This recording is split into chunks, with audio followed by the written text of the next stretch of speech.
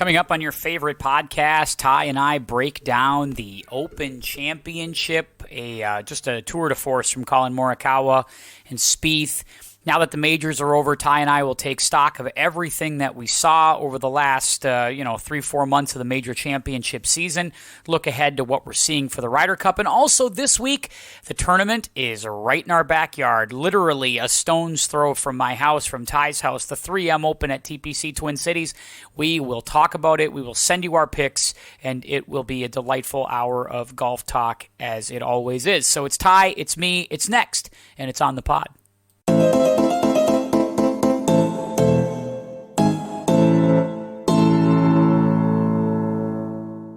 Hey, it's the Tim Anderson Podcast. I'm Tim. That is my main man, buddy, pal, insurance agent to the stars, new driver coming, new driving iron guy hitting, Ty Schrupp on the other side. Hey, Tyus. Hey, Tim, thanks for having me this week. It is not too often that we get to talk golf that we are going to be live for. So this is one of those special occasions. And we can also talk because I played golf today with the 3-iron. I did not have my driver because it's being reshafted by Tim's, what's John? He's stepdad. He's married to the mom. Yeah. I'm putting an extra stiff shaft in my driver, so I did not even have a driver in the bag. Threw an extra wedge in there, had the 3-iron.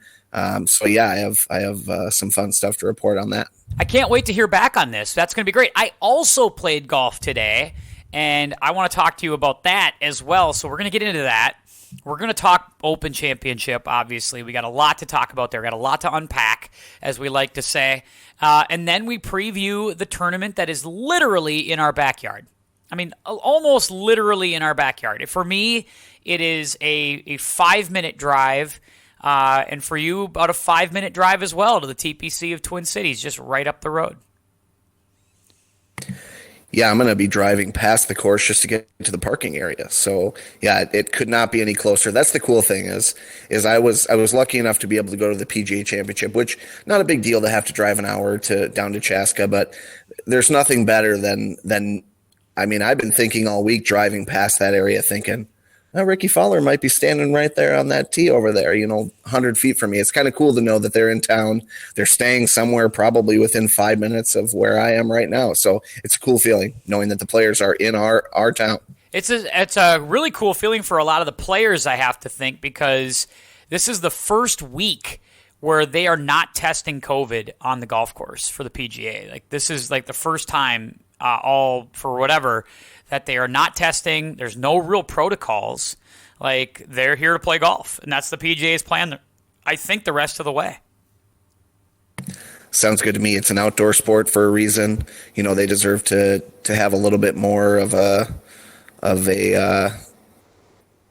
little bit more of a gap there with the protocols. And it's I won't say it's overdue, but I'm glad it's here and good for the players. They as much as we like to say that professional athletes are privileged and whatever, to have to go through that, I personally am not a fan of getting tested for anything, let alone, something stuck down my nose quite a ways. So the players have done a ton of that in every sport. So they've kind of earned it to a point. So good for them. Yeah. The golfers, especially, first of all, hats off to the PGA Tour on this, because they were the first sport back. They had some tests early on. They kind of had to figure it out. Or they had some positive tests early on in the tournaments. Those first couple out, they had to kind of figure out what they could do and what they couldn't do.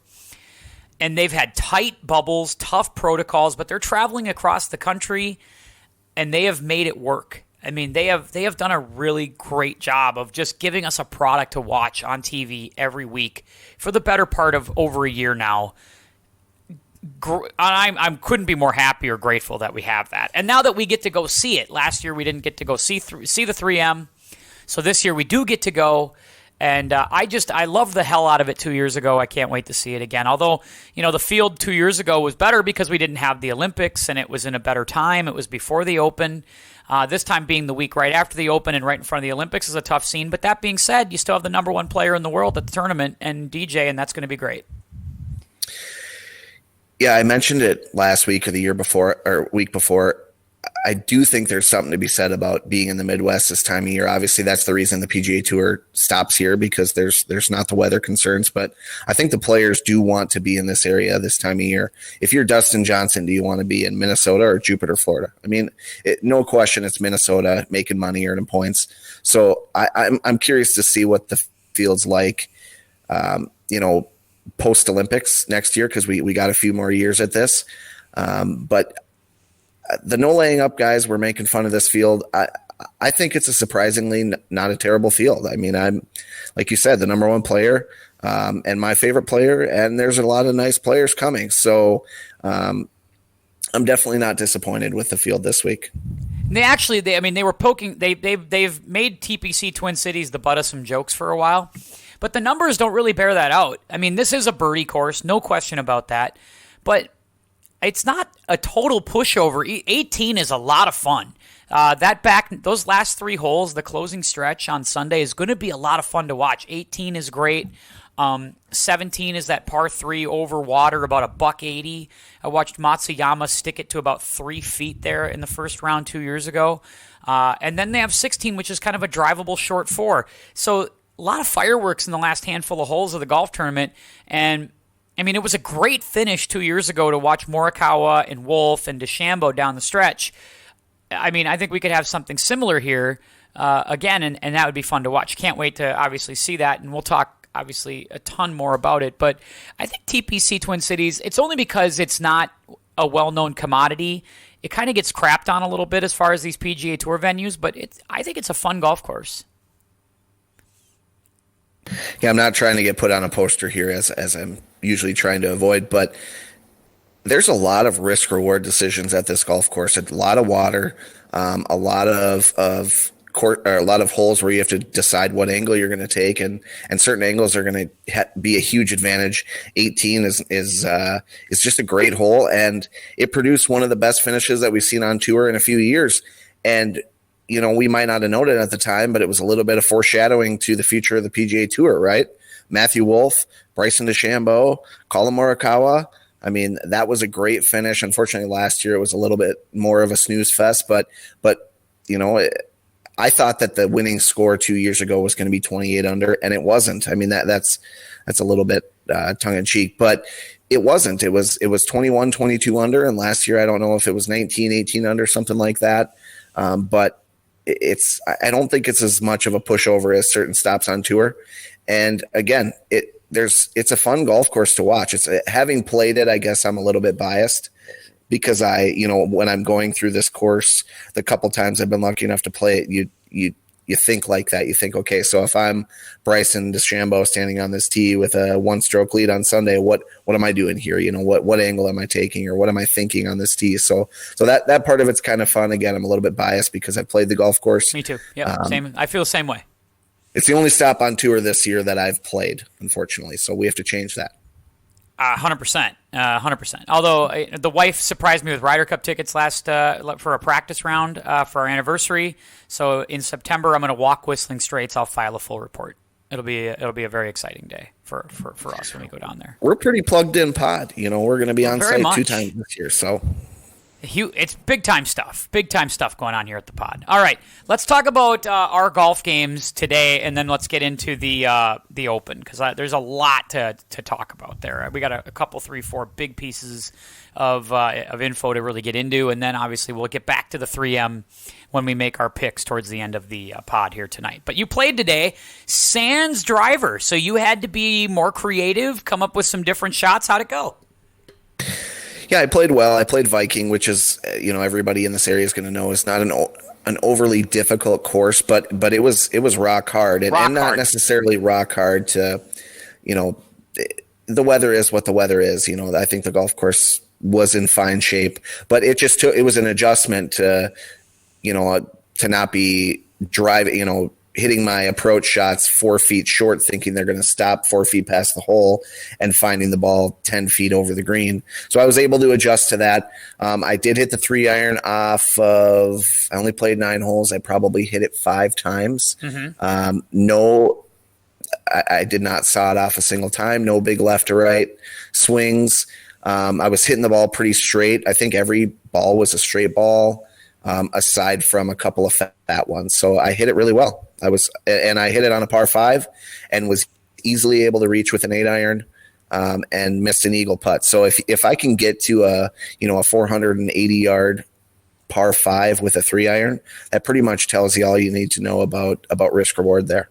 And well, first of all, that's great news. So maybe we're onto something with you, Ty, giving you that second serve, giving you that kind of that backup off the tee club that gives you some length, but also gives you a little bit more security. Which I know you and I talked about that when we played the last couple times a few weeks ago. It's like, God, if you could just have something other than a driver, if the driver goes south, that you could count on, that you can get out there, what a big lift that would be, and we might have found it.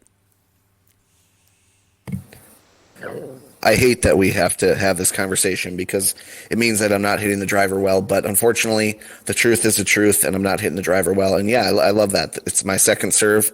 I don't want to be hitting 3-irons off every tee. I have too much pride to throw the driver in the garbage, but it's truthfully, if I'm trying to cut strokes, it's a great option. And the more I hit it, the fact that I hit it as well as I did in my first round with it tells me that 10 rounds in, I should be pretty dialed in with it, which is very promising. And the driver is ready. John told me today that the driver is it sat overnight last night, ready to go. It should be ready for you to pick up at some point as well. I cannot wait to see your results with that once you get to the range with that bad boy and tell me how that goes. Yeah, that I'm excited for. That a little bit of an oversight by me not to think about the whippiness of the shaft, but I really felt like I drove the ball well last year with that driver and that shaft. So I guess I was just thinking that it was more internal, but hopefully it's an equipment issue. I don't like to blame equipment, but if I go out and drive the eyes out of the golf ball, I will have no complaints. I'm wishing you luck on that one. I played, it's kind of interesting because we have been in this drought up here in Minneapolis, and it has been really hot, and we haven't had a lot of rain. I played Brookview Golf Club today in Golden Valley, just a stone's throw from Golden Valley Country Club. And we played in a little scramble match, and it was the softest golf course I've played all year. I mean, it was in great shape. It was green. The fairways were soft. Tee boxes were in great shape. Greens rolled really nice. Hats off to the folks at Brookview. I had a great time out there today, and I hit the iron. I didn't drive it well. Almost drove it onto Highway 55 with a big old slicer. But other than that, I drove it pretty darn well. I drove it okay, and I hit irons as well as I've ever. This is probably one of the best ball striking rounds I've had. I credit a lot of it to a few things.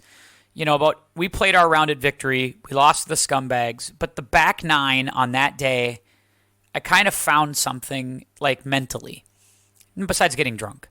But I found that the key was getting just to a better mental place. And I've really been working on my zen, like just getting in deep into my process and not playing golf swing anymore. Like, I don't go in with a golf swing. I don't have any swing thoughts. I'm just like, I'm going to get over the ball. I'm going to do one thing, and I'm going to hit it. And that's all I think about now. And it's weird because I just spent so much time on the driving range just beating balls, one ball after the other. And it's like, oh, where's my wrist? Where's the shoulder? Where's the turn? Where's this? Where's that? Where's my knee? Where's this hand? What does this do? And I wanted to get rid of all of that and just hit the shot, go find it, hit it again, and figure out how the next shot gets closer to the hole. And it really goes back to, like, I'm a teacher, right? I teach, and what do I teach? I don't teach results. I teach process. And why am I not allowing myself to become part of the process of golf? And I got too results-oriented. I got too results-based. Like, nope, not good enough. Shot 84 today. 84 ain't 74. And it was results instead of process. Getting back to the process this last 4 or 5 rounds out has been a godsend. I'm having more fun in the last 4 or 5 rounds than I've had in a year and a half playing golf, 2 years. Yeah, that's a great realization. It's something that I go through a lot at work. I haven't related it to golf, but sometimes I'll have a conversation with the customer that's really well timed and really relevant, and the customer appreciates it, and I come out of it thinking, man, that was a great conversation. That's why I'm in the business. And then I come and think, have I ever had that conversation with myself? I ever had these thoughts about my own situation? And a lot of times the answer is no. I spend so much time thinking about what I'm doing for other people that I don't take care of myself. And I think the same could probably be said about your teaching and relating it to golf. You don't realize that, hey, you spend all day teaching this and then you're not kind of, you're not living that up in your own life. So I think a lot can be learned from that. So yeah, you're not giving yourself the grace that you give students, that you would give anybody around you, right? You would try to be like, hey, look, you're learning, you're getting better, you're going outside, you're taking part in this sport, and it's a hobby, it's a passion, and we all should be lucky to even have that, to have a hobby, to have a passion. I know people who are the same age as me who don't have a hobby, who don't have anything that they like to do, who aren't real passionate about anything. They just go to work and they come home and that's what they do. And I'm just like, I can't live that way. But at the same time, like I didn't allow myself to enjoy the thing I'm passionate about because I was so wrapped up in like, I have to shoot 74. I have to shoot 72. I got to try to break par. And just stepping back, I don't know if I've seen the scores yet, although I think I'm playing pretty good golf. I'm shooting in the mid to upper 70s, but I'm having way more fun playing, and this is the way I want to play golf. Just continue to be part of the process going forward. Really a great experience, and started today. Had a great time. It was 90 some degrees. It was 4 hours, and I didn't feel anything. Just had a great time. Kept hitting one shot at a time, and that's, I hope, the way we keep playing golf going forward. Well, that's life in a nutshell, and really golf in its purest form. So if you're thinking about, hey, what can I do to put myself in the best position? Obviously, if you come out of a round where you played really well, you're going to be in a good mood, right? But the ability to say, okay, I realize that being upset about the last hole is not going to do anything to put me in a better position to score well on this upcoming hole. And just realizing that being in a bad mood or being being too hard on yourself is really never going to be to your advantage. And going back to why you play golf. I mean, I play golf because it's a break from the other things that I have to deal with that I don't enjoy as much. The things you have to do. And if I'm not having fun playing golf, me personally, then there's just no point for me. So I'm in a position where I'm always trying to have fun on the golf course. And there's times, don't get me wrong, there's times where I play better and I have more fun. That's just the rub of the green, right? That's how it goes. But I try to always put my clubs in my car, reflect a little bit and say, you know what? I'm glad I came out here. It was worth the $40 and I was with my friends and I was outdoors in the great Minnesota. So that's what I try to do for myself. And ultimately, if you think about that, not just enjoying golf, but that's ultimately going to result in a better product. That's just how it works, right? It seems so obvious, but you kind of lose sight of that when you're on the golf course and you hit a bad shot and you have higher expectations.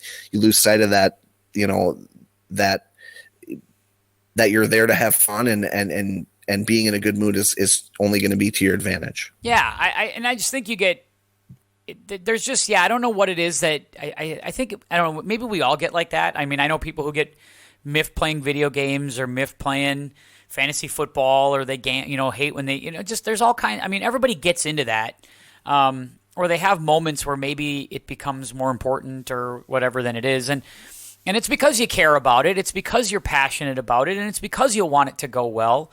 But yeah, it's been a good realization over the last 10 days to just step back and have more fun playing golf and really embracing the challenge. Like, if you start bogey, like, it's not over, like it's not the end of the world. You can hang in there. You can make a birdie or two and come back. And, I found that when I played Viking last Sunday. We played a twilight round. It was rock hard. And I think I was 3 over through 6. And, we hung in and we got on a run. We made some birdies. We snaked the 20 footer in at 10. We made birdie at 18. We I made a birdie at 7, So it was like all of a sudden I started like fighting back, and you shoot 5 over instead of 8, 9, 10 over. And that's how that's when it's fun. Like that's when the game becomes fun. Accepting the challenge again has been great. Yeah, and something that I use with work, and I would say that you could say that you and I are this to each other, but it's not as deliberate as it maybe should be. Is accountability partners. So if you have a realization, hey, this is what puts me in the best position to play good golf, and then you have someone you trust to hold you accountable, just say, hey, next time I come home from golf and I'm not in a good mood, just remind me that I play golf to have fun, and I play better golf when I'm having fun. Just remind me of that, right? I do that at work all the time. We have accountability partners where you come out of an important meeting and they say, okay, did you get into this? How did this go? And it really reminds you of the things that you do your job for, and the things you're out to do. I think that could be very advantageous with golf, and something I'd urge you to do. I love it. Good stuff. Well, we had that great little therapy. This is where we like to do that little therapeutic session between Ty and myself. This is how we get through these rounds. But I'm glad you played well with the 3-iron today. I can't wait for more updates. And I'm really glad that we were able to both get out on this hot, smoky Tuesday afternoon. Now let's talk Open. What a crazy, fun weekend. A lot to unpack. Let's start with the champion. Last week, I didn't pick Morikawa because I said he's an atrocious putter. I still don't think he's a great putter. But to his credit, he was lights out. Back 9 Saturday and all day Sunday, he was lights out. Every putt he had to make, and there were a couple, like 10-footers that he had to make, and he made them. And when as he is the best iron player in the world, if he putts like that, Ty, he does not lose, right? Yeah, he's proving me wrong with the doubting, the hesitation, but I guess him and Hideki Matsuyama are proving me wrong with that. But he putted just well enough. Ultimately, now in reflection, it was not a golf course that you had to put the eyes out of the golf ball. The greens were not overly fast. I didn't think the pins were overly difficult. I hate to start it on a bad note. I was not. It's been 10 years since we've been at Royal St. George's. I was not a big fan of the golf course. I kind of thought this was going to be the case, but it just didn't play linksy enough to me. It felt like, it felt like a golf course that was set up links style, but didn't play links style. And again, that was just a little disappointing to me. I'm excited for St. Andrews next year, but that didn't get in the way of it being a great golf tournament. It was still a great test. A lot of guys really struggled, and that that kind of pushes against what I'm my criticisms of the golf course, because anytime good shots are rewarded and bad shots are punished, that's kind of the markings of a good golf course. So hats off to Collin Morikawa. He played phenomenally. As Jordan Spieth talked about, he felt like he played well enough to win a major championship for the first time in a long time. And that's just a testament to Collin Morikawa, and just the fact that, hey, Collin Morikawa was otherworldly this week, and no question he went out and won the tournament. So that was positive. And I will say I like the golf. I didn't hate the golf course. It's not it's not a situation where I'm saying it needs to be removed, but just not my favorite stop. But fun golf tournament. I watched a ton of it, as I'm sure you did. We couldn't have asked for kind of a better leaderboard. Yeah, I think the tournament, the course kind of, we didn't get to see, I think, the full Royal St. George's, because first of all, it was warm, and they're not used to it even being in the 70s that late in the year out there. That sunny and warm, that's not England. Like, they were surprised at that kind of weather, and the wind really laid down. We had a little taste of it in the afternoon on Thursday, where the wind was up a little bit. I mean, Phil shot 80 during the windy, that really tough, when the wind really picked up Thursday afternoon, and I thought, oh boy, if we get this for 3 more days, we're going to start to see some car wrecks out here, and it didn't happen. Like, it just laid down on Friday, and when there's no wind, these guys will, if it's not firm and fast, like really linksy firm, it's kind of soft and there's no wind, I mean, they're 15 under won this tournament. Cut it in half if we have some wind. I mean, if we have some wind and it's a little bit firmer out there. We just didn't get those things, and I think it's still a really challenging course, but not challenging enough under those conditions for these guys because they lit them up. Yeah, and in fairness to Royal St. George's, that's probably the case with a lot of the British Open stops, that if the wind's down and it's not raining and cold, there probably isn't going to be a ton of defense on these courses because they're pretty straightforward. You know, the fairways tend to be pretty wide, and as long as you can avoid those fairway bunkers, which they did this week phenomenally. I mean, when there's no wind, nobody was hitting it in those bunkers. Unfortunately, I love, you know, when someone goes in the bunker in a big spot, you know, hey, this is a bogey. It just is. You know, you had to stay out of that bunker, and they didn't, but there wasn't a whole lot of that this week. Again, it just kind of felt like a 3M Open where guys were firing at flags. I know it wasn't quite that simple, but I mean, a 15 under score is not something that the R&A is going to be overly thrilled about. But again, you don't have control over the weather. You just don't.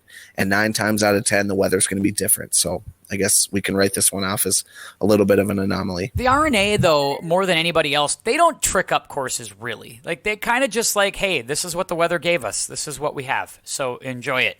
Like next year at St. Andrews, I mean, they're going to shoot 20 under par at St. Andrews next year. I mean, the course isn't that long. There's not I mean, other than the road hole, there aren't a lot of really tough holes out there. Bryson's going to be able to get to, 4 of them off the tee. That's not to say that it's going to be easy, but they're going to shoot 20 under par out there. I mean, so it is what it is. Like some courses, like St. Andrews, unless the rain really comes or they get some squalls and they get some high winds, that course is going to lay down. Like Tiger's shot almost 20 under par every time he won out there. So, I mean, it is what it is at St. Andrews, but it's still great to play it. But they're going to light that course up next year too. Tim, you brought up Bryson Dechambeau, so let's go there. Yeah, we talked Morikawa. Great job by Morikawa, and I'll just close the book on this with Morikawa as we move to Bryson.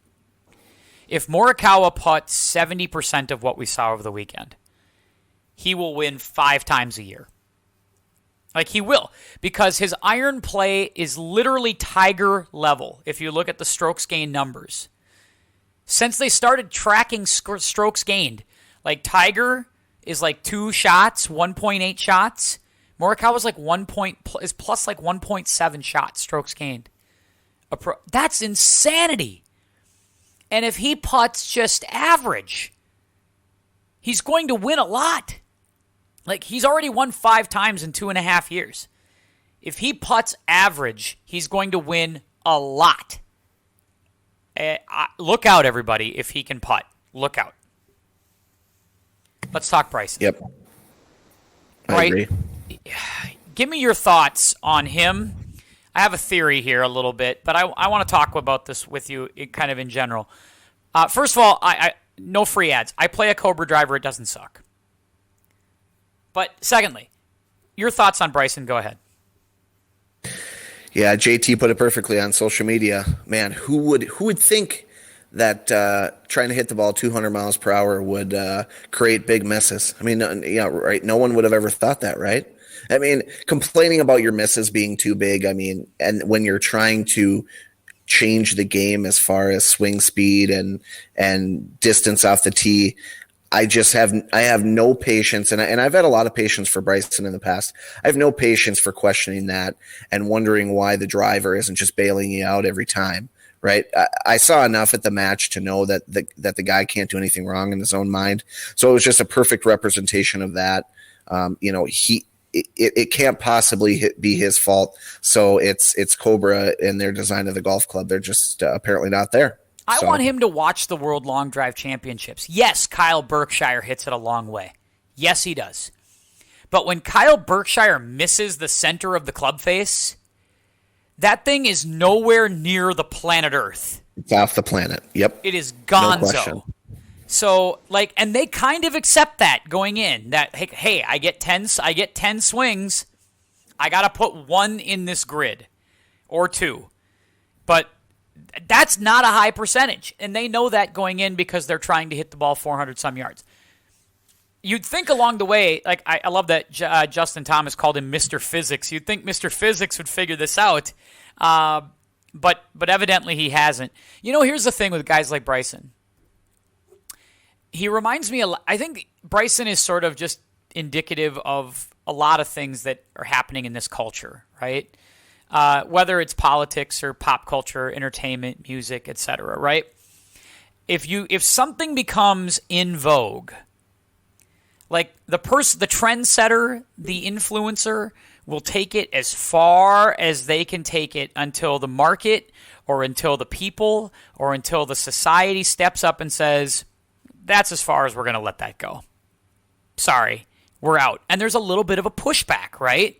Not to go political, but you go pandemic. I think most people were like, yeah, I'm in. Right? Yeah, I'll help you for if it's 30 days to help eradicate this, I'm in. Okay, whatever you need. Okay, yep, sure, yep. 18 months later, not as much patience for it. You know what I mean? Like month 1, maybe some patience. Month 18, not as much patience. And so therefore, the act kind of runs thin, and you start to kind of tune people out. And that's sort of what's happened to Bryson to a certain extent. Bryson, when he comes on the scene last year or last July, when we get back into golf and he's, bulked up to this degree, he's hitting, 10,000 calories a day, and he's hitting the ball, 356, 70 yards off the tee, and he's got a 5-degree driver. Everybody's like, okay, single length irons, this guy, all right, we'll listen. This is pretty interesting. But now you're starting to see that tuning out, right? The guys on tour. You see Justin Thomas calling him Mr. Physics. Jason Duffner took a jab. The caddy quits the night before the tournament at Rocket Mortgage. And based on Cobra's response to the "this driver sucks" thing, that was a pretty damning quote from the Cobra folks, telling me that, maybe we've had enough of this. Maybe your act has gone far enough. And I don't know, do you see it that way? Yeah, that statement screamed, it's less of a reaction to what he said and more of a reaction to how we feel about Bryson DeChambeau as a whole, right? They said that the statement was stupid, but they more so addressed Bryson as a whole and his, not being happy with really anything they do, even though they're putting all this time. I mean, the man hours and the manpower, when you're talking about the contracts and how much money they're going to pay Bryson to wear the clothes and swing the clubs, you're not factoring in, 2-3 engineers spending their entire year trying to get Bryson's misses to be closer to the fairway. I don't know. But I think that relationship is probably going to come to an end at some point based off of that statement. And I'll be very dialed in. As much as I'm out on Bryson, I'll be dialed in to see who picks him up, because someone will. I mean, PXG will absolutely take him. PXG will take the science of sexy. Oh, God, I see PXG jumping all over Bryson. And that's fine, because all the guys who go to PXG, they really do well. Not. Where's my cricket sound effect? Yeah, it's really worked out great for Billy Horschel. Really worked out good for Zach Johnson. James Hahn. It's really worked out great for those guys. Yeah, it's really doing great. Love it. I'm sure it'll be great for Bryson. Go there. Here's the problem. Like, if you're Cobra, you're saying to yourself, and I think the Cobra rep said it best. Like, he's like, man, I wish he understood how many people are working really hard for him. Like, how many people do you know that play single-length irons? Not a single person. So, like, let's be very clear. They're paying Bryson a lot of money to basically just be a brand ambassador, because they're not selling 5-degree drivers. And they're not selling a lot of single-length irons. So they're putting a lot of R&D and a lot of time and a lot of thought into just making Bryson DeChambeau happy as a brand ambassador. And I think all they're asking for is, hey, go to the golf tournaments, wear our clothes, and don't talk about how shitty our equipment is. I don't think this is hard. Like, that's not hard.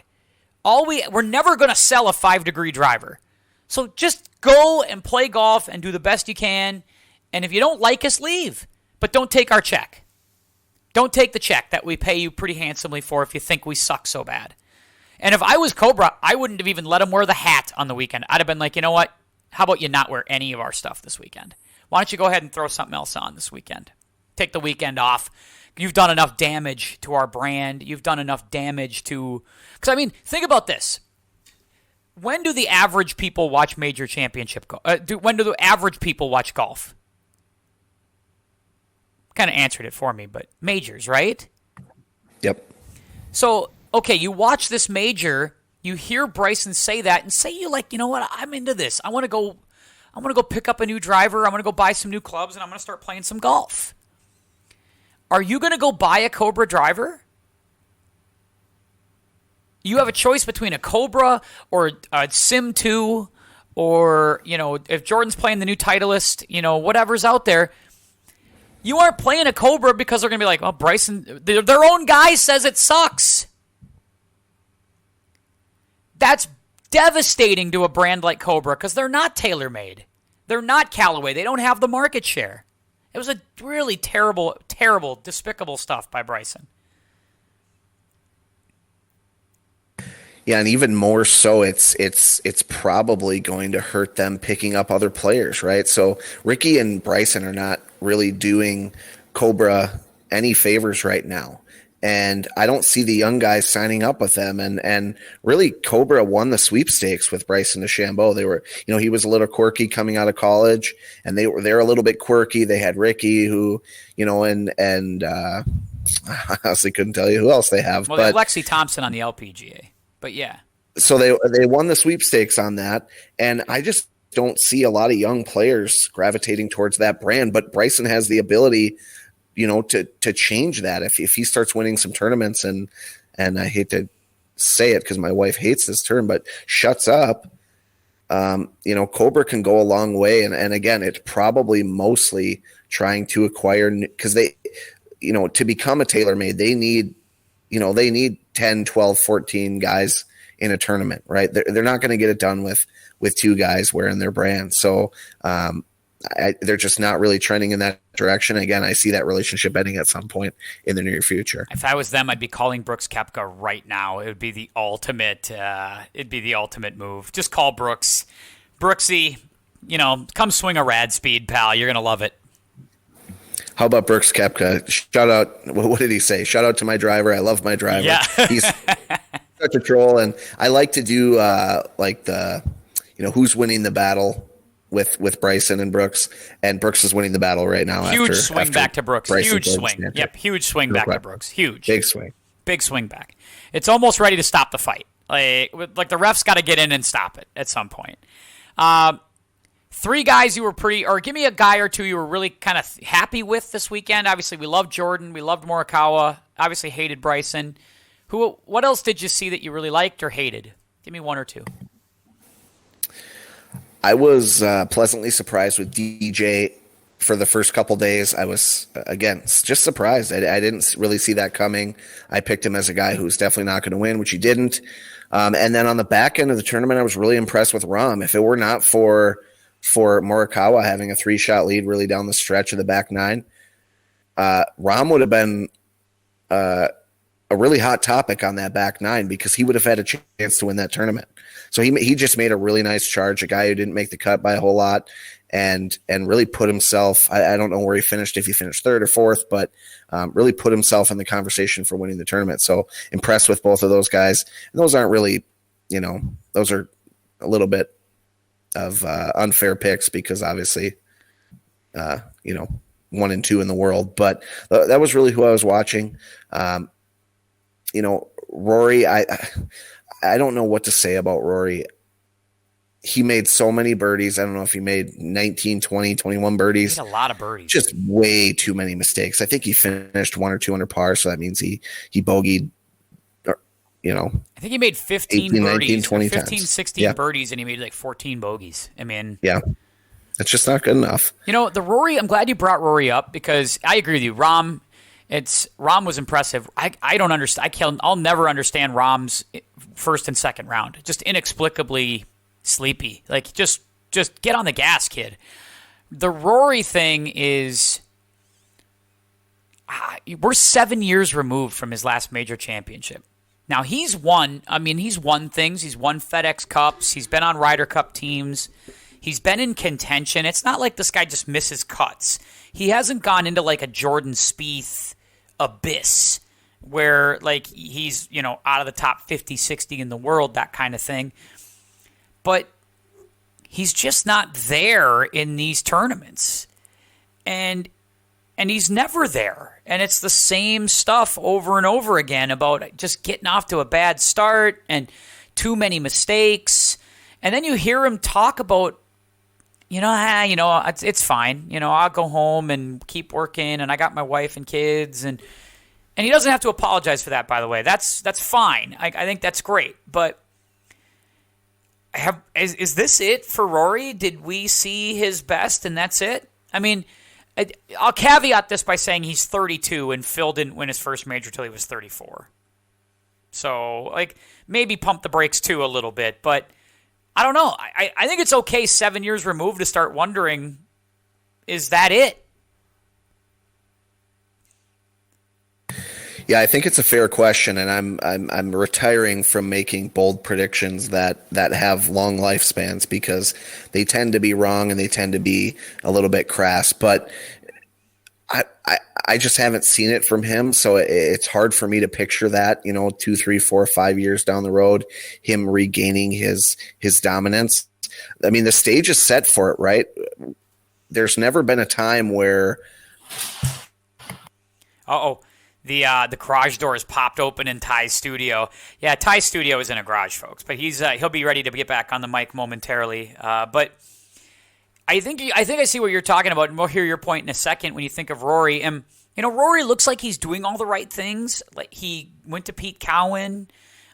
He's working with a top coach and trying to get his game squared away. But I don't, for whatever reason it isn't. I mean, he worked with Brad Faxon on the putter. He did all of this stuff, and yet, here we are in the same spot, major after major after major. And some of these I feel like would set up perfectly for him to win, and it just hasn't happened. And I'm just wondering, I continue to look and see, what's the elixir? What's missing? What's the piece? And I don't know what it is yet. Yeah, I'm hopeful that we're not going to look back and say that anything he did was a fluke, because I don't think that would be correct. But hopefully he can regain it for just a little bit.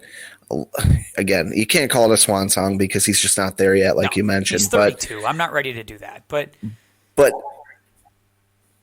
I don't, even the best players, when they're off their game, they can still come in and be dominant at any given time. I just haven't seen it from him in a really, really long time. I have a short memory. I just don't totally remember it.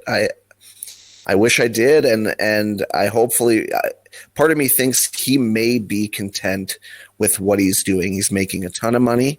He talks a lot about his family. That could be an excuse for, just saying, well, I have other things to focus on, but I really don't know if it is with him. I think he's a pretty thoughtful guy. Yeah, he is. And maybe he is just content with what he's doing. And look, I love Rory. So I'm not rooting against him at all. I think the sport's better when Rory's playing good golf. When he's, contending and he's there on a Sunday, it's just way better, especially in the Open. I mean, if Rory's in the mix at the Open and he's got the crowd with him, man, how good is that? It's something I would like to see. I hope he's not out of the mix here yet, but guys do flame out. Ballesteros flamed out probably the last decade of his career, didn't really win anything, wasn't really in contention. Serge, for as much as we kept thinking Serge would rattle off 4 or 5 majors, he won 1, and that's it. He hasn't been heard from really in the majors since he won that Masters. The windows open and the windows close very quickly in golf, and I'm a little concerned that we've seen Rory's best. And even when Rory said that, and I think he was a little tongue-in-cheek last year when he said it, but he said, maybe I'm not as good a golfer as I was 7 years ago. I don't know if that's true or not. But it's weird that he's even said that. Yeah, and it's not a guy you can look at like a Danny Willett or, I mean, really even a Jordan Spieth, where, horses for courses, he loves the Masters. Had he come out and just won Masters by a few shots, no one would have, and then rode off into the distance and never won a major again. I don't think people would have thought that was too weird. But Rory, the way he won against who he won, against who he was against, it just feels like there's greatness there. And that's a disappointing part with Rory. It's not that I wouldn't even equate it to a Sergio Garcia, because I would say the potential is just greater. Sergio's a great player, great ball striker, great iron player, great personality, but he's not Rory McIlroy. And that would just be a shame if he goes down in history as, well, you started out really hot and then kind of, faded off into the distance. I hope that's not the case. Again, I'm out on predictions because we just don't know. And golf is such a funny game. It's, it's all about rhythm and momentum and how a player's feeling at that time and confidence. So hopefully Rory regains the confidence he once had. But I certainly wouldn't bet on it. One other name I'm not, again, I don't want to say concerned. I'm definitely not writing him off. But there are some disturbing patterns you're starting to see in major championships. Justin Thomas. He won the PGA at Quail Hollow, although it might be a little bit of a fortuitous tournament to win because he played it on a PGA Tour venue, a regular stop. Like, he hasn't gone to these places that they don't go to yearly to win. He doesn't win a lot of full field events. Most of his wins have been, smaller fields, WGC, stuff like that. He doesn't have to apologize for any of that, by the way. I want to be very clear. You don't have to apologize for those wins. But I'm starting to get concerned that maybe Justin Thomas isn't as good as we thought he was. Is he? Or am I wrong? Am I just saying that because he's in a slump? No, I think you hit the nail right on the head there. So that would have been a great example when I was trying. That would have been who I was trying to get at when I mentioned Danny Willett is Justin Thomas. So let's say he never wins another major. 10 years from now, 15 years from now, if you look back on Justin Thomas, would you look back and say, wow, that was an extreme waste of talent, he missed? Or would you just say, well, I guess he wasn't as good as we thought maybe he was, right? Now, I think we would say, he had a really nice career. He won the FedEx Cup, won 12, 13 times, won a major, won the Players. Nice career. And it's like what we say with Sergio. I think we look at Sergio and we go, Sergio's had a nice career. A really nice career. Nothing to apologize for. Just not the career that we were thinking he was going to have. When you saw him at 19 contend with Tiger at Medina, and he was in contention so many times early on, you were convinced that Sergio was going to win 25 events, 30 events, and he'd win 4 to 5 majors. It's going to come in under that. I mean, it's been a great career. But it's not that. I worry that Thomas will be that too. I worry that, and again, he's young. I'm not trying to say that it's over for him. He's young. He's 27. But there are some things that you see in his game that make you go, I don't know. Like, for me, I worry about the temperament. He's got some of the worst body language on the golf course of any player on tour when he's not going well. I worry about, I do think, Dad being the coach, I worry about that. I'm not saying Mike Thomas can't coach a golf. Mike Thomas understands golf. But when it's Dad's son, how do you go to your son who's worth $20 million and say, hey, your swing sucks? How do you do that? Or your temperament sucks, or your attitude sucks? And I really do think, and I think that the stuff that happened early in the year to him did more damage mentally than we could ever possibly know. Kind of like Tiger when he ran into the fire hydrant in 2009 and Elin threw a 7-iron through his back window. He won after that. But it took a long time to win a major. And I do wonder if, the mental scars didn't heal right away. And I wonder if he still hasn't healed from those. Not just the physical scars, but the mental ones. I wonder about the mental scars for Justin Thomas a little too. Yeah, I'm really not sure if that's it. It certainly could be. Going back to the coach-player relationship of him and his dad, I'll take the other side and say, how does Justin Thomas go to his dad and say, "Hey, you're not cutting it, you're fired, and I need a second opinion." It's a little bit of a tough position, and what you were talking about, Dad's not just going to go to JT and say, "Hey, your swing sucks. We need to," because JT's swing is a result of everything his dad's taught him since he was 3 years old. Yeah, and right? By all accounts, they have a great relationship. I don't think he's going to admit that. Yeah. By all accounts, they have a great relationship too, right? There, no way is it and that's just it. I don't think Justin wants another coach. He doesn't want anybody to tell him differently. He loves, obviously, his dad being the coach, but it's also tough, though, when the rubber meets the road and you're having real friction. How does coach get through to the player, and how does player talk to the coach? I think you're going to look back on this year and say we won the players, we were good, we did good things, but this has been a really tumultuous, all over the place kind of year for Justin Thomas, and I don't know quite how to square it. Yeah, and if you want to be a great player and thought of as one of the best players ever, and rattle off 7, 8, 9, 10 majors, again, I'm not saying that I think JT's going to do that or that he's maybe even capable of that, but he's in his prime major winning years. Guys win majors in their mid-30s, but it's not that easy, right? I mean, late 20s, early 30s, he's got to strike while the iron's hot if he wants to be a great player, and I really do think he does. I mean, I talked about Rory maybe being content with what he's got.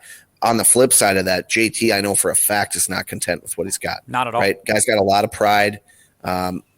And I think it really bothers him. And going back to the beginning of this episode, is talking about, putting yourself in the best position to be successful. I'm not so certain that JT does that, right? He just gets too rattled. He seems like he's always pissed off when he's not playing well. And that probably is to his detriment. So we'll see. Something to keep an eye on for sure with him. I'm interested to see how he plays the rest of the year. Like I said, he is a talent, but you wonder now if he's starting to look around him and see oh shit, Morikawa's got 2 majors and 5 wins. Spieth's got another win. He's up to 12-13 with 3 majors. All right, I'm behind him. Koepka's got 4 majors and 10-11 wins. I'm behind there. Dustin's got 2 majors. All of a sudden, I went from being the cat's ass to being another guy here. He's definitely more relevant than Ricky Fowler, but Ricky Fowler got old fast. It's amazing how quickly this happens. Yep, I'm totally in agreement with you on that. But that's why we're fans of golf, because we're not going to have to talk about it forever. We're going to be, the proof will be in the pudding. We'll be able to watch it play out. So I'll be, I'm always one of those guys I always keep an eye on, because I really do like JT and I do root for him. Again, because he's just one of those talents, and I think he's good for the game of golf. Good personality when he's winning. Let's last question on the majors. So counting Justin Thomas in the Players, Matsuyama in the Masters, Phil in the PGA, Rahm in the U.S. Open, Morikawa for the Open. Favorite major, or sort of major, favorite tournament this year that you enjoyed the most? Well, the cheap answer would be the Masters, because it's always the Masters. But I mean, I'm not talking about the spectacle of the Masters, but I mean the tournament where you were I am in it the whole. I enjoyed this the entire way. Yeah, I would still say it was the Masters, because Collin Morikawa was I guess, unless him and Louis and Jordan were pretty much in command of the tournament. And then Sunday was, pretty much as soon as people got settled in, Morikawa had a 3-stroke lead, and he just seemed a little bit like he was not going to waver. Whereas the Masters, there was a lot of ups and downs. I remember thinking, it's over, and then all of a sudden they get to 16, and I'm thinking this is Xander Schauffele's tournament to lose, and he hits the ball in the water. So there were a lot of and Saturday on the 14th hole, nobody was even thinking of Hideki Matsuyama to win the tournament. Yeah. So I would say I just think there was the most drama and unknown in that tournament. So I'm going to go with the cheap answer, and I'm going to say the Masters. How about you? I'm going to say the PGA. With Phil, because first of all, I love the golf course. It was fun to see this course. Kiowa, we don't get to see it often. I really liked it. Phil, obviously, in the most shocking victory. I mean, it came out of nowhere. Case in point, Phil wasn't doing much before that tournament, and he hasn't really done much since. He shot 80, for Christ's sake, in the first round of the Open. But yet he has this great victory at Kiowa where he stares down Brooks Koepka and wins. Like, it's how do you argue with that? Obviously, I loved Augusta, and I loved Morikawa and Spieth and what we saw this weekend as well. The U.S. Open to me was, I think, a distant fourth out of the four this year. Just other than the last 5-6 holes with Rahm, just not that captivating, not that interesting. Way more intrigued by the other three majors this year. Yep, I can get behind that. So, all right, let's move from there. We agree there. You like the Masters. We can't wait. Now we got to wait. Jesus, we got to wait a long time now. We got to wait all the way till next April to get a major again. Ugh, Jesus. This is going to be tough. Yeah, but we're going to be live on site this week. We got Ryder Cup. There's the Olympics coming up soon. So we got a lot to look forward to. I do always take a little bit of an exhale at the end of the majors and say, I got to wait, 8 months, but 9 months. But you know what? That's how she goes with sports. The golf pod cycles, so. And the golf pod will stay with you all the way through the Ryder Cup. It'll stay with. We're going to do one every week up through the Ryder Cup, pretty much, and then we'll take a little time off unless something crazy happens. Tiger makes an emergence to golf or something big. We'll throw the bat signal up. We'll get Ty on for an emergency. Other than that, we'll pick it back up at the Tournament of Champions in January. Once again, it'll be exciting. All right, let's talk 3M. We talked a little bit about the golf course already. I'm very excited. You and I are very excited because we're going to be there at 7:34 local time when Serge, Ricky, and Tony Finau play in the same group. I think you're going to be right with me, right? You, me, your gal, we're going to be together. Yep, I pre-purchased my tickets and my parking pass, and I will be there next to you. I wouldn't miss it. Again, you just don't get the opportunity that these guys are 5 miles away from your house very often. So when I saw how readily available and affordable tickets were, I would urge you, if you haven't been to the 3M or if you're a casual golf fan, I'd urge you to dial up the websites, Google search 3M Open, and see if there's tickets still available, because $60 to be able to see these guys play right in our backyard, it just doesn't come along very often. And after our 8-year stretch, who knows, we may not have a stop locally. So I'd urge you to, we'll see you out there. We'll be there Thursday, kind of gathering the intel for our next pod, but we'll be the guys not yelling Baba Booey. Ty is taller than me. I'll probably be sitting there looking on like a 8-year-old child staring at his idols, because I tend to have a little bit of that. But I'm so into watching like Serge up close and Ricky Fowler, because I think those two are incredible ball strikers. I just want to see it. I think it's gonna be a lot of fun. Can't wait to watch. All right, Ty, let's get to our picks. You and I are going to be there. We're going to file a full report next week, and I know we're going to be really giddy and talk about it. It's going to be fantastic. But time to get to our picks for the 3M Open. Field this week isn't the strongest. We have talked about that. That's something that has been discussed, obviously. But, I mean, again, it's sandwiched after the Open and between the Olympics, so you don't get a guy like a Matsuyama, you don't get a Sung Jae Im, you don't get all these guys that would have probably played here before. Like Mats has played here before. Sung Jae Im has played here before. Tommy Fleetwood played here last year. So you get a lot of guys that would normally come that aren't going to be here this year. So that's kind of where we at with the Olympics. But the field itself, though, not terrible, not the worst one I ever saw. DJ's here, Oosthuizen's here, Finau's here, Patrick Reed, Harmon's out, so Brian Harmon's not here. Cameron Tringali, Bubba Watson, Robert McIntyre's in the field this week with Serge, Matt Wolff, Cameron Davis, Keegan Bradley, Maverick McNeely, Ricky Fowler, Gary Woodland. So not too bad, right? It's not terrible at the top. Do you give any sort of bump to guys who did not make the trip overseas, like a Bubba? I could. Yeah, I think I could.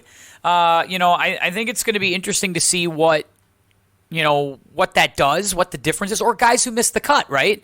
Guys like Patrick Reed, who didn't make the cut. He was able to get on a plane, get out of that bubble, get out of those protocols, leave Friday night on a plane, get home Saturday. He had a chance to sit for a couple of days before coming up to Minnesota and kind of chilling out, getting his clock right, and I think it'd probably be a lot easier for a guy like him. Yeah, I do put some stock in that. Yep, me as well. All right, here we go then. Let's go to our picks. You get first pick. You are my guest as always, so where are we going? Thanks, Tim. So I would be remiss if I didn't make this pick. It's hard to imagine that I'm going to be, 35 feet away from him watching him hit tee shots, and he's not going to do well. So I think he's going to do well. Ricky Fowler, $9,800, a little pricey, but that's what you get with a weaker field. So, if he wins again, I got to have him on my team. Yep, hit the return key. I also took Ricky Fowler. I've been a little bullish, and I'm going to put my money where my mouth is on Ricky Fowler. Again, I liked how he played at Rocket Mortgage. I actually liked how he played a couple of the rounds. Not all four of them. He had two pretty bad rounds in there, but he had two decent rounds in this tournament as well. And again, I'm starting to see the signs. I'm starting to see good Ricky. Now, there's a lot of trouble on this golf course. A lot of water. If Ricky can drive it straight, though, I think he can do fine here. I really do. I think he could have a very good tournament. I like Ricky Fowler as well. I'm taking him. Very nice. So second pick, since you took Ricky, a guy that I was able to observe some content where Phil Mickelson was enthralled with the driving accuracy of this player. Like you said, a lot of trouble and just someone who's going to be able to find fairways and get short irons in is Tony Finau. I mean, it cost $11,500, but doesn't this kind of seem like a tournament that Tony Finau could win and nobody would be really all that impressed? I think people would be impressed because he needs a win. Right? It's not the Puerto Rico Open. It's none of that. It's a win. He needs a win and just something to break the seal, a lid lifter. And look, he could have won this tournament last year. He lost to Michael Thompson.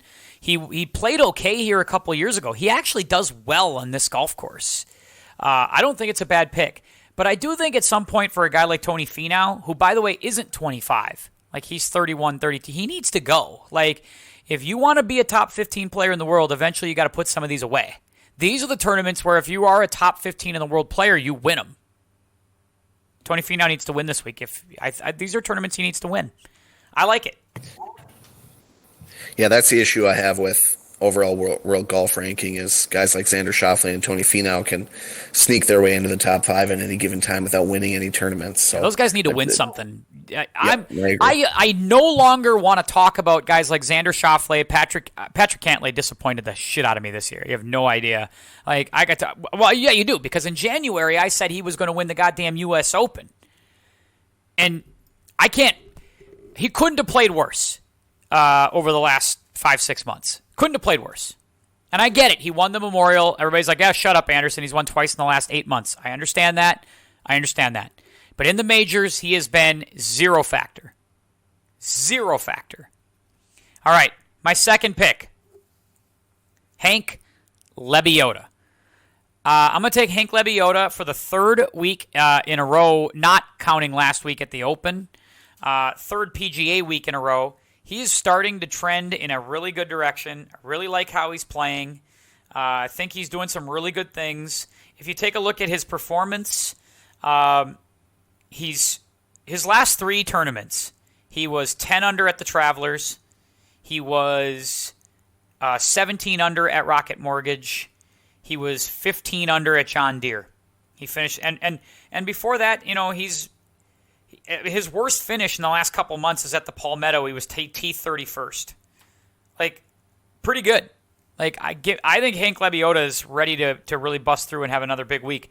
Give me him. I'll take him as long as he's hot. Death, taxes, and Tim takes Hank Lebioda. One of those guys, though, didn't make the trip overseas, so could have a distinct advantage. He was sitting at home. I'm not sure if he played the Barbasol. I don't think he did.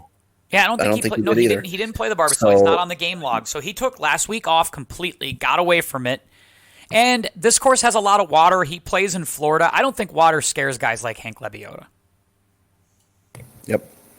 Alrighty, so I with my next pick for $9,900 went with Keegan Bradley.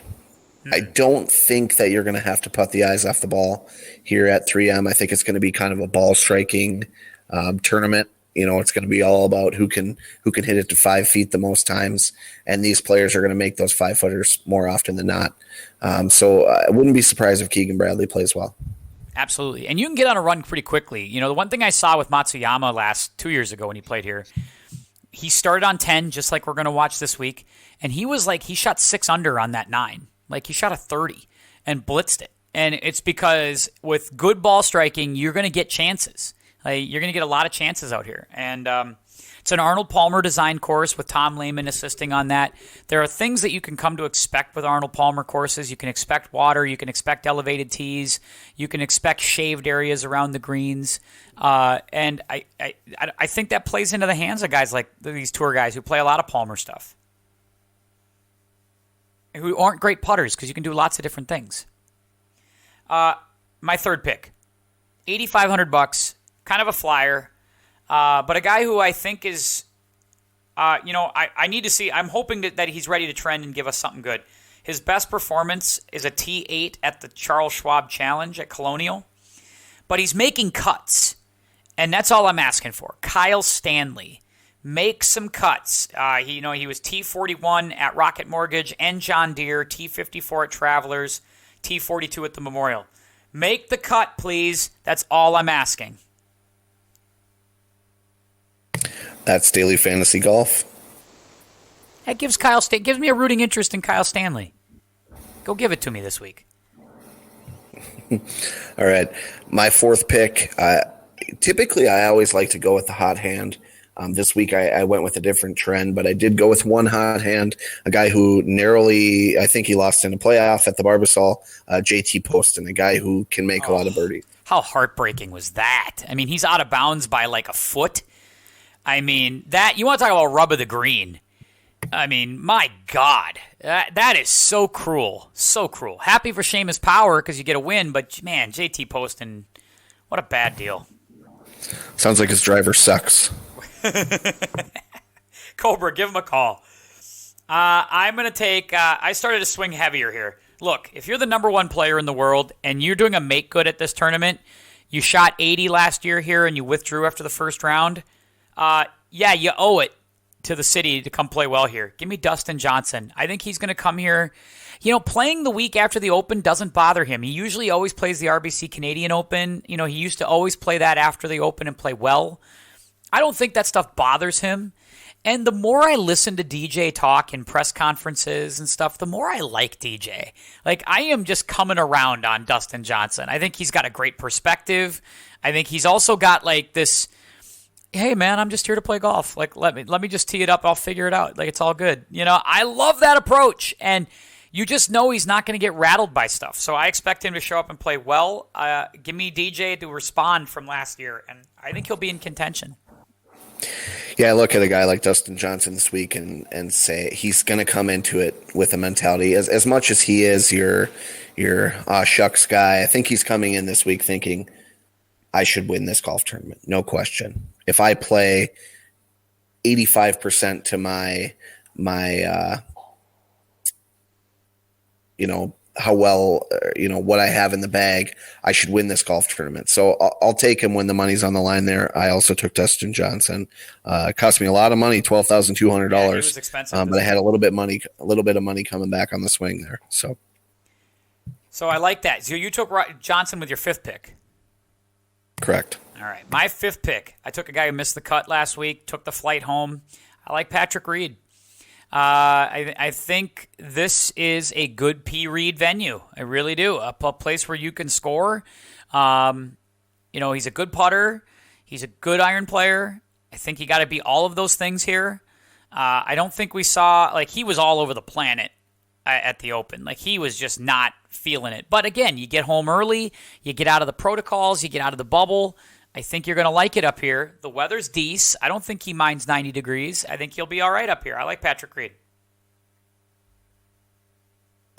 Yeah, I don't hate that pick at all. I looked at Patrick Reed a lot, and in fact, so that I could pick Patrick Reed, I had a second set of picks and kind of centered it around him. So I don't hate that pick at all. With my last pick, it's hard to argue with past results, and a guy getting his second win, first win in a long time, just said that he probably is very comfortable here in the Midwest and here on this type of golf course. So I did go with Michael Thompson with my sixth pick. Michael Thompson, I like it. Hey, the defending champ. And, I was listening to him this morning. I think he was on with Carl Paulson on SiriusXM. And I believe, he said, I just like coming here because, again, good vibes. And when you don't win a lot on tour, it's not like you show up to every venue with positive vibes. And it's like, I got positive vibes and people talk to me because I'm a defending champion and it's fun to be here. And I think that stuff is good. I think that's good chi for a guy like Michael Thompson. I think he makes the cut. I like that pick. My last pick, taking Captain Steve Stricker. Again, it's not a far drive for him. He's from Wisconsin. I don't think he minds these kinds of tournaments if he's going to play on the PGA Tour. And I don't think this is an overly long golf course. I don't think this is this is not a course you can't get. I think he can get this course, and I think he can play okay here. I think he can make the cut. And again, I think he's here on a little bit of a fact-finding mission. I think he wants to watch a Tony Finau. I think he wants to watch a Patrick Reed. He wants to watch some of these guys to see, okay, how are things going, and see how this goes. I think every event he plays from here on out is not about looking at DJ. It's about looking at, if I take Patrick Reed, who can I pair him with? If I take Tony Finau, can I pair him with Bryson DeChambeau? Who can I play him with? That's going to be interesting stuff to watch the rest of the way. But give me Steve Stricker. He was cheap. He rounded out my team nicely, and I think he'll make the cut. Very good. Nice picks. Yeah, I do have a question for you. Yeah. So, we're not skipping over the gals. There's a big tournament this week, the Evian. Oh, yeah. The fifth major. Mm-hmm.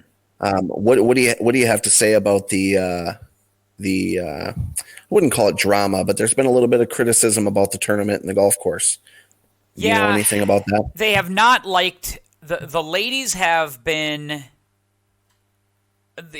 not just the American ladies, but many of the ladies on the tour have been pretty outspoken that they don't really like the golf course. That they have not been a fan of that they think it's kind of a there's some gimmicky stuff. The conditions they don't love. They don't love this year especially. They don't love the travel restrictions. They don't love all the challenges of getting there. So that's a pain. But there's been a lot of folks like a lot of the American players some just don't go there. They won't go there to play. Mainly because they just hate the course. They're not fans of the setup. They're not fans of the way they're kind of treated. I just don't know what it is, but it doesn't even feel like a real major. I'd like to see them not make this a major because when your best players don't go play there, I don't know how you call it a major. Yeah, I'm in on that, and it's kind of one of those things where if enough people take the stock out of it, then it becomes not such a shock value thing. And I think we're trending in that direction with this, with this tournament. A lot of them have cited the travel restrictions, but it seems like there's more to it than that. So, yeah, we'll see, once the travel restrictions are hopefully lifted next year, who shows up. Now, they didn't play it last year. I think that's fair to point out that over COVID, they didn't play it. But 2 years ago, if you remember right, Lexi Thompson was all over this place. Like, she just hated it. I remember this quote. I had to pull it up because I remembered her just so mad. This was after 2019 when she said, "So, Evian, where do I begin? I'd be the first to tell you that I hit it like the first day and missed everything. Not one to make excuses, but to land 3 or 4 drives in the middle of the fairway and end up in the rough like the one pick with a stance like I had on the first cut, blah, blah, blah, blah, blah. What is that telling you? And to play well today and hit 1 bad golf shot, but hit 3 iron shots right at a pin 5 feet from the cup at one point and end up 40 plus feet away. Really? I don't think so. So, not happy about the venue, not happy about the course. This is going to be an interesting one to watch because the Cordas are still playing, the Jatanagarns are playing.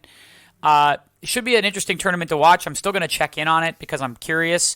Jin Young Ko won it a couple years ago. They're still a good field. I'm not trying to say this is a shit field in the tournament. It's a good field. And Arya Jatanagarn's playing hot right now. And I kind of like Arya Jatanagarn in this spot. I really think she could win this tournament, and that would be good for her because she wants to try to get back up on that pedestal of the number 1 player in the world.